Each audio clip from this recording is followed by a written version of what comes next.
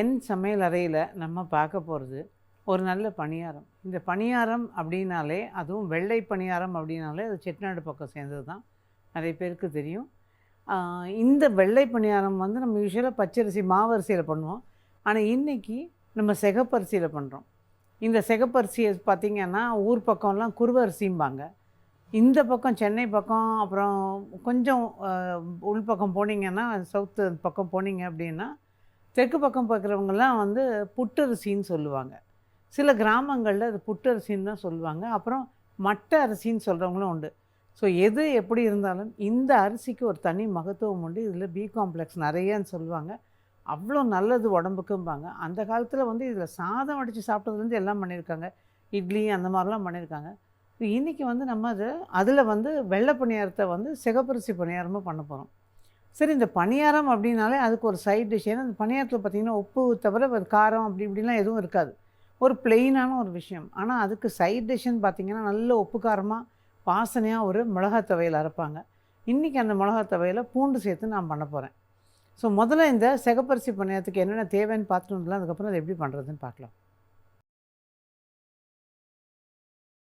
சிகப்பரிசி பணியாரம் செய்ய தேவையான பொருட்கள்: சிகப்பரிசி 1.25 கப், இட்லி அரிசி 1/4 கப், உளுந்து 1/4 கப், உப்பு ருசிக்கேற்ப, எண்ணெய் பொரிப்பதற்கு. இப்போ இந்த சிகப்பரிசி பணியாரத்துக்கு ஒரு துவையல் பேசிகிட்டு இருந்தேன் இல்லையா, அந்த துவையல் தான் ஃபஸ்ட்டு நம்ம பண்ணி வைக்க போகிறோம். என்ன காரணம்னா, இதை நல்லா வதக்கி ஆற விட்டுட்டோன்னா நம்ம அப்புறம் பணியாரம் ஊற்றுறதுக்கு ஈஸி. ஆனால் அதுக்கு முன்னாடி பணியாரத்துக்கு ஊற வச்சு அரைக்கிற வேலைலாம் இருக்குது. அதை பற்றி நான் சொல்கிறேன். ஃபஸ்ட்டு இந்த துவையலுக்கு என்னென்ன தேவைன்னு பார்த்தோன்னா அதுக்கப்புறம் அது எப்படி பண்ணுறதுன்னு பார்க்கலாம். பூண்டு, வெங்காயம் துவையல் செய்ய தேவையான பொருட்கள்: சின்ன வெங்காயம் 15, காய்ந்த மிளகாய் 10, பூண்டு 10 அல்லது 12 பற்கள், புளி சிறிய நெல்லிக்காய் அளவு, தாளிப்பதற்கு கடுகு 1 டீஸ்பூன், உளுந்து 1 டீஸ்பூன், கருவேப்பிலை சிறிதளவு, உப்பு தேவையான அளவு, எண்ணெய் 3 டேபிள் ஸ்பூன். இந்த துவையலுக்கு தேவையான பொருள்லாம் பார்த்தோம் இல்லையா, இதில் சின்ன வெங்காயம் கொடுத்துருக்கேன். சின்ன வெங்காயத்தில் அரைச்சா ரொம்ப நல்லாயிருக்கும். பட் எல்லா நேரமும் எல்லார் வீட்லேயும் சின்ன வெங்காயம் வச்சுட்ருக்க மாட்டோம். அப்படி இல்லைங்கிற பட்சத்தில் 3 வெங்காயம், நார்மல் சைஸ் வெங்காயம், பெரிய வெங்காயம் எடுத்துக்கங்க. அதுவும் நல்லாயிருக்கும். சின்ன வெங்காயத்துக்கு டேஸ்ட்டு வந்து ஒரு துளி அந்த பெரிய வெங்காயத்தில் குறையுமே தவிர நல்லாயிருக்கும். ஸோ அதையும் எடுத்துக்கலாம். இப்போ முதல்ல அந்த சட்னிக்கு நான் தாளித்து எடுத்து வச்சிடுறேன். அந்த ஒரே கடாயோடு நமக்கு வேலை முடிஞ்சிடும். அதனால் இதை முதல்ல தாளிச்சிடலாம். ஒரு கிண்ணத்தில் நான் வந்து எந்த கிண்ணத்தில் அரைச்சி போட போகிறோமோ அந்த கிண்ணத்தில் கருவேப்பிலையை போட்டு வச்சுருக்கேன். கிட்டத்தட்ட ஒரு டேபிள் ஸ்பூனு 1.5 டேபிள் ஸ்பூன் அளவுக்கு நான் எண்ணெய் ஊற்றிருப்பேன். அதில் இதை வந்து கொஞ்சம் கடுகு, சின்ன டீஸ்பூனால் 1 டீஸ்பூன் போதும் கடுகு. கடுகு நல்லா பொரியணும்.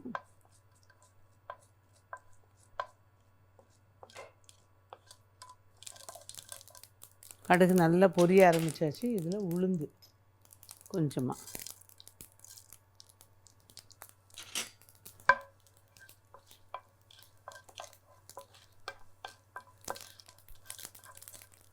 அவ்வளோதான்.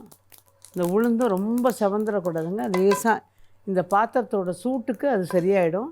நம்ம எடுத்து கொட்டுறதுக்குள்ளே அது கரெக்டாக இருக்கும். கருவேப்பிலை போட்டு வச்சுருந்தேன்ல, அந்த பாத்திரத்தில் இது ஊற்றிட்டேன். இப்போது இதில் கொஞ்சம் எண்ணெய், இந்த துவையலுக்கு எண்ணெய் கொஞ்சம் இழுக்கும். என்ன காரணம்னா இது நல்ல காரசாரமாக இருக்கும். அதனால் இது பேலன்ஸ் பண்ணுறதுக்கு எண்ணெய். சில பேர் இதை வந்து நல்லெண்ணெயில் தாளிப்பாங்க. அது அவங்கவுங்களோட விருப்பம். உங்களுக்கு பிடிக்கும் அப்படின்னா நல்லெண்ணெயில் தாளிச்சிக்கலாம். இப்போ இதில் முதல்ல நான் வெங்காயத்தை சேர்த்துடுறேன்.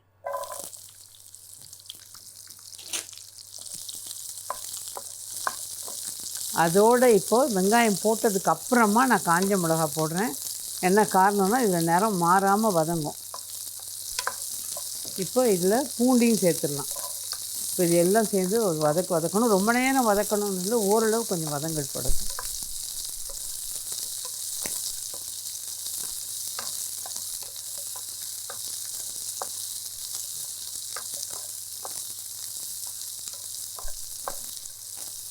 இந்த மிளகாயும் வறுபடும்.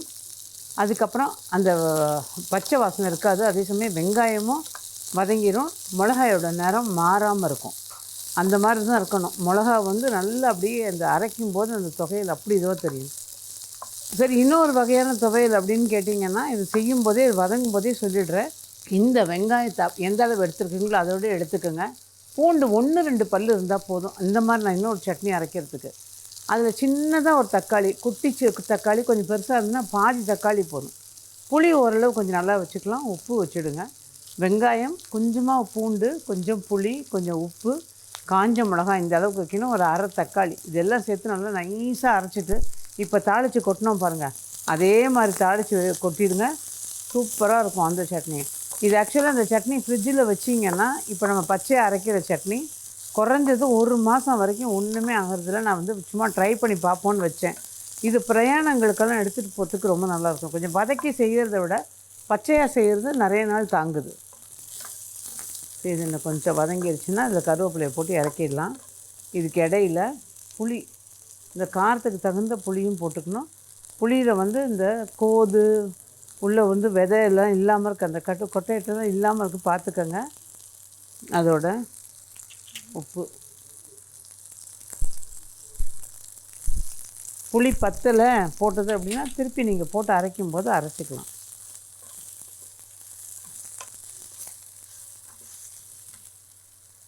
கொஞ்சம் கருவேப்பிலை, அவ்வளோதான். இதை ஆஃப் பண்ணிடுறேன். இதை நல்லா ஆற வச்சு அரைச்சி தாளித்து வச்சுருக்கிறதுல போட்டு கலந்து வச்சிடலாம். இதை ஆற விட்டுட்டு பணியாரத்துக்கு என்னென்ன தேவை, அது எப்படி பண்ணுறது அப்படிங்கிறத அடுத்தது பார்க்கலாம். இப்போ இந்த சிகப்பரிசி பணியாரத்துக்கு தேவையான பொருள்லாம் பார்த்துட்டோம் இல்லையா? இதில் வந்து இந்த சிகப்பரிசியை வந்து ஆஸ் யூஷுவல் நான் இப்போ ஏற்கனவே சொன்ன மாதிரி இது எல்லா விதமாகவும் சொல்லுவாங்க.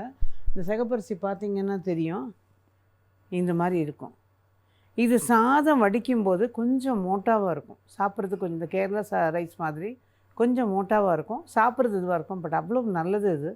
அதே மாதிரி இன்றைக்கி வந்து யூஸ்வலாக என்ன பண்ணுவாங்க, வெள்ளை பணியாரத்துக்கே நிறைய பேர் பார்த்துருப்பீங்க, அது வழக்கில் அந்த ஆழாக்கோ டம்ளரோ எதில் அளக்கிறோமோ அதை அளந்துட்டு அதை தலை தட்டிட்டு அது மேலே உளுந்தை போடுவாங்க. அந்த உளுந்து எவ்வளவு நிற்கிதோ அதுதான் அந்த பணியாரத்துக்கான கணக்கு. பட் இப்போ வந்து அளவுகளை கொஞ்சம் மாற்றி மாற்றி செஞ்சு பார்க்கும்போது இந்த மாதிரி கொஞ்சம் இட்லி அரிசி சேர்த்து பண்ணும்போது இன்னும் கொஞ்சம் நல்லா இருந்ததுங்கிறதுனால இன்றைக்கி இட்லி அரிசி சேர்த்து சொன்னோம். ஸோ 1.25 கப்பு அந்த சிகப்பரிசி, 1/4 கப்பு இட்லி அரிசி, 1/4 கப்பு அளவுக்கு உளுந்து, இது பர்ஃபெக்ட் கணக்கு வரும். இன்னொன்று என்னென்னா, ஒரு சின்ன கணக்காக ஒன்று போட்டு பார்க்கும்போது இந்த அளவு பணியாரத்தில் 25 பணியாரம் வருது இந்த அளவு மாவில். ஸோ அது கரெக்டாக இருக்கும். இப்போ பார்த்திங்கன்னா நான் ஏற்கனவே நல்லா, அதாவது இந்த 3ஐயும் நல்லா ஊற வச்சுக்கணும் ஒன்றாவே. உளுந்து, இந்த இட்லி அரிசி, சிகப்பரிசி நல்லா ஒரு 1 மணி நேரம் 2 மணி நேரம் 2 மணி நேரம் ஊற விட்டால் கூட தப்பு இல்லை. நல்லா கழுவிட்டு ஊற வச்சிடணும். திரும்ப நல்லா ஒரு தடவை கழுவிட்டு வெண்ணெய் மாதிரி அரைக்கணும், நைஸாக அரைக்கணும். இது வந்து கிரைண்டரில் போட்டு அரைக்கும்போது நல்லா எவ்வளோக்கு எவ்வளோ உங்களுக்கு லேசாக தண்ணியை தெளித்து நல்லா வெண்ணெய் மாதிரி அரைச்சிட்டு அப்புறம் அந்த மாவு அழுனதுக்கப்புறம் அந்த கிரைண்டரை கழுவி யூஸ்வலாக தண்ணி கொஞ்சம் எடுத்துருவோம், ஏன்னா இதில் கலந்துக்கிறதுக்காக. ஸோ அந்த மாதிரி கலந்து நான் ஏற்கனவே ரெடியாக வச்சுருக்கேன். ஆனால் தண்ணி பத்தாது, இவ்வளோ திக்காக இருக்கக்கூடாது அந்த மாவு. அது இன்னும் மேலும் கொஞ்சம் தண்ணி இதில் ஊற்றிக்கலாம். அதே மாதிரி நான் இதில் உப்பு போடல, இனிமேல் தான் அதில் உப்பு போடுவேன்.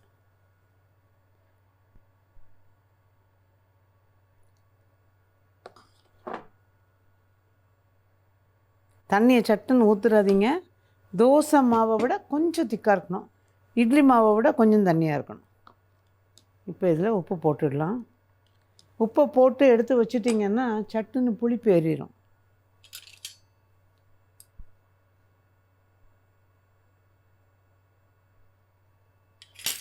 உப்பு போட்டுட்டேன்.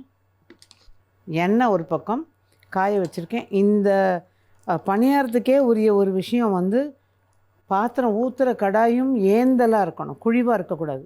கரண்டியும் பார்த்திங்கன்னா இன்றைக்கி நான் காமிச்சிருக்கேன் பாருங்கள், இந்த மாதிரி கரண்டியாக இருக்கணும், ஏந்தலாக இருக்கணும். இது ரெண்டுமே அதுக்கு முக்கியமான ஒரு விஷயம். அதே மாதிரி இந்த மாவை அரைச்சிட்டு உடனே ஊற்ற முடியல, ஏன்னா இது மாவு முக்கியமாக நிறைய பேர் கேட்குற விஷயம், அது சொல்லணும் அப்படின்னா இந்த மாவை அரைச்சி கையோடு ஊற்றிடணும். புளிக்க வைக்கிற வேலையே கிடையாது, இதில் துளி கூட புளிப்பு ஏறக்கூடாது. அதனால் புளிப்பு இல்லாமல் அரைச்ச கையோடு இதை ஊற்றிடணும். இன்னொன்று என்னென்னா, இது ஒரு வேளை நிறைய அரைச்சிட்டு சரி கொஞ்சம் தான் ஊற்றணும் மீதி மாவு இருக்குன்னா ஃப்ரீசரில் போட்டுருங்க. ஃப்ரீசரில் போட்டுட்டு மறுநாளோ இல்லை மறு வாரம் கூட இதை எடுத்துக்கலாம். ஆனால் ஊற்றுறதுக்கு ஒரு 2 மணி நேரம் முன்னாடி எடுத்து வச்சிட்டிங்கன்னா தான் அந்த ஐஸ் கட்டியெல்லாம் கரைஞ்சி மாவு இளக்கம் கொடுக்கும். அப்போ தான் நம்ம வந்து அதை ஊற்றலாம். ஃப்ரீசரில் ஸ்டாக் வச்சுக்கிறதுக்கும் இந்த மாவு வந்து நல்லாவே பொருந்தும். இப்போ இது மாவு இது பண்ணியாச்சு. இப்போ இந்த மாதிரி ஏந்தலன்னு ஒரு பேனில் எண்ணெயை காய வச்சுருக்கேன். அந்த எண்ணெய் காஞ்சிருச்சான்னு ஜஸ்ட்டு ஒரு தடவை ஒரு சொட்டு விட்டு பார்த்துக்கலாம். இது அழகாக நின்று மேலெழும்பி வருது. இந்த ஸ்டேஜ் தான். அதுக்கப்புறம் தீயை குறைச்சிக்கணும். இது அதிகமான தீயில் வச்சு ஊற்றக்கூடாது, தீ குறைச்சிருக்கணும். இப்போ இந்த கரண்டிலேயே எடுத்துக்கிட்டு மெதுவாக ஊற்றுறேன். தனித்து ஊற்றணும்பாங்க, அதாவது ஒசத்தி உயரமாக வச்சு ஊற்றக்கூடாது, கொஞ்சம் தீயை குறைச்சி வச்சு ஊற்றணும். இப்போ இதில் எண்ணெயை மேலே அப்படி ஊற்றி ஊற்றி விட்டிங்கன்னா மேலே எழும்பி வரும்.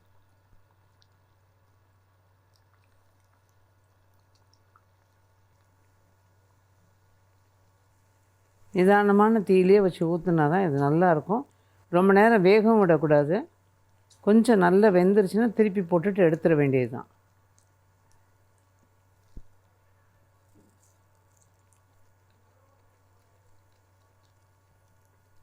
அவ்வளோதான்.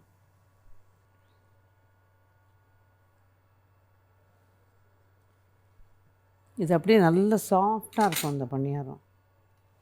நான் இதில் சின்ன சின்னதாக ஒரு 3 ஊற்றுறேன். அப்படியே அப்படி கொஞ்சம் அதிகமாக ஊற்றும்போது, அதாவது பெரிய கடாயை வச்சு அதிகமாக ஊற்றும்போது கொஞ்சம் ஒரு துளி தீயை கூட்டிக்கலாம். பட் ரொம்ப தீ நிதானமாக வெந்தால் தான் இது கரெக்டாக வெந்து வரும். 1 2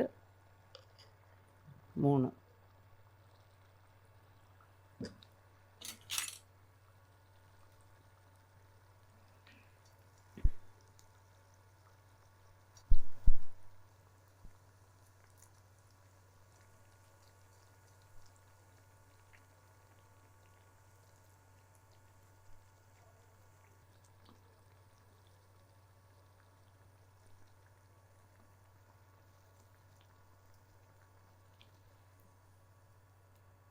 எண்ணெயை நல்லா வடியை விட்டுட்டு எடுங்க. யூஸ்வலாக அந்த நம்ம பச்சரிசியில் பண்ணுற பணியாரம் வந்து ஒரு மாதிரி அது சாஃப்டாக இருக்கும், ஆனால் அதே சமயம் கொஞ்சம் மேலே ட்ரையாக தெரியும். ஆனால் இது வந்து அப்படியே ரொம்ப சாஃப்டாக இருக்கும், ரொம்ப நேரத்துக்கு ரொம்ப சாஃப்டாகவே இருக்கும் அது. ஆனால் எண்ணெயை மட்டும் இதில் நல்லா வடியை விட்டுட்டு எடுத்துடணும். ஆக்சுவலாக ஒரு வடிகட்டியில் என்ன பண்ணுவாங்க, ஒன்று மேலே ஒன்று அடுக்கிட்டே வருவாங்க. அந்த மேலே அடுக்க அடுக்க அந்த சூடும் தாங்கும், அதே சமயம் கீழே இருக்கிற பணியாரத்தில் உள்ள எண்ணெய் வந்து வழிஞ்சிட்டே இருக்கும். அந்த மாதிரி பண்ணுவாங்க. அது எண்ணெய் ஃபுல்லாக வடித்து எடுத்துருவாங்க. இந்த அரிசியில் ஊற்றுற போது, பச்சரிசியில் ஊற்றுற போது உங்களுக்கு வந்து அந்த மாவோட அந்த ஃப்ளேவரு நார்மலாக இருக்கிறது, எண்ணெயோட வாசனை இப்படி தான் இருக்கும். ஆனால் இந்த அரிசியில் ஊற்றுற போது இந்த அரிசிக்கே உரிய அந்த வாசனை இருக்கும். அது ஒரு மாதிரி வித்தியாசமான வாசனையாக இருக்கும். ஆனால் அது அவ்வளோ நல்ல ஃப்ளேவரும் டேஸ்ட்டும் ரொம்ப நல்லாயிருக்கும் இதில். இப்போ இந்த பணியாரம் அடுக்கி வச்சுட்டேன். பணியாரம் ரெடி. இப்போ நம்ம ஏற்கனவே வெங்காயம், பூண்டு, காஞ்ச மிளகா, உப்பு, புளி எல்லாம் வதக்கி ஒரு தொகையில் அரைச்சி வச்சுருந்தோம் இல்லையா, அதுவும் அரைச்சாச்சு. வதக்கி ஆற வச்சுருந்தோம், அதே இப்போ அரைச்சி வச்சாச்சு. இப்போ பார்த்திங்கன்னா தெரியும், மேலே அந்த கடுகெல்லாம் தாளித்து போட்டு வச்சுருந்தோம் இல்லையா, அது அப்படியே மேலே கொட்டியிருக்கேன். இதில் கொஞ்சம் எண்ணெய் வந்து கட்டாயம் இந்த அளவு இருந்தால் தான் இது நல்லாயிருக்கும். இது நல்லெண்ணெயாக கூட நம்ம வச்சுக்கலாம். அதே மாதிரி இன்றைக்கி நீங்கள் போட்டிருக்க மிளகா வந்து கொஞ்சம் காரம் ஓரளவுக்கு சுருக்குன்னு தெரியும். அதை தாண்டி காரம் வேணும்னு நினைக்கிறவங்க அந்த அளவு ஜாஸ்தியாகவும் வச்சுக்கலாம். காரம் இந்த அளவு வேணும்னு நினைக்கிறவங்க குறைச்சும் வச்சுக்கலாம். பட் ஆனால் இந்த பணியாரத்துக்கெலாம் கொஞ்சம் காரமாக இருந்தால் தான், உப்பு காரமாக இருந்தால் தான் சட்னி நல்லாயிருக்கும். இந்த துவையல் வந்து ஊர்களுக்கு எடுத்துகிட்டு போகிறதுக்கு நல்லாயிருக்கும். இட்லி, தோசை, இந்த பணியாரம் எல்லாத்துக்குமே பொருந்தக்கூடிய சட்னி இது.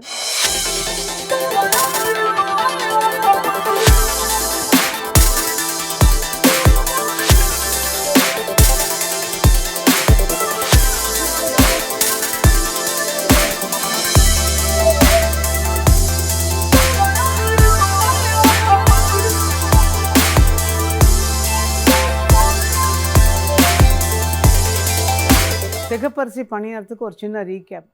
சிகப்பரிசி, இட்லி அரிசி, உளுந்து 3ஐயும் ஒன்றா நல்லா கழுவிட்டு ஒரு 2 மணி நேரம் ஊற விட்டுறணும். ஊறினதுக்கப்புறமா கிரைண்டரில் சேர்த்து நல்லா வெண்ணெய் மாதிரி அரைச்சிக்கணும். அதுக்கப்புறமா உப்பு சேர்த்து தேவையான அளவு தண்ணியும் சேர்த்துக்கிட்டு அதில் தோசை மாவு பதத்துக்கு கரைச்சி எடுத்துக்கிட்டு, ஏந்திரன்னு ஒரு கடாயில் எண்ணெயை காய வச்சு நல்ல ஏந்திரான கரண்டியால் இந்த மாவை வந்து நல்லா கலக்கி விட்டு நிதானமான தீயில வச்சு ஊற்றி 2 பக்கமும் எண்ணெய் தூவி விட்டு திருப்பி வேக விட்டு எடுத்தோம் அப்படின்னா சிகப்பரிசி பணியாரம் தயார்.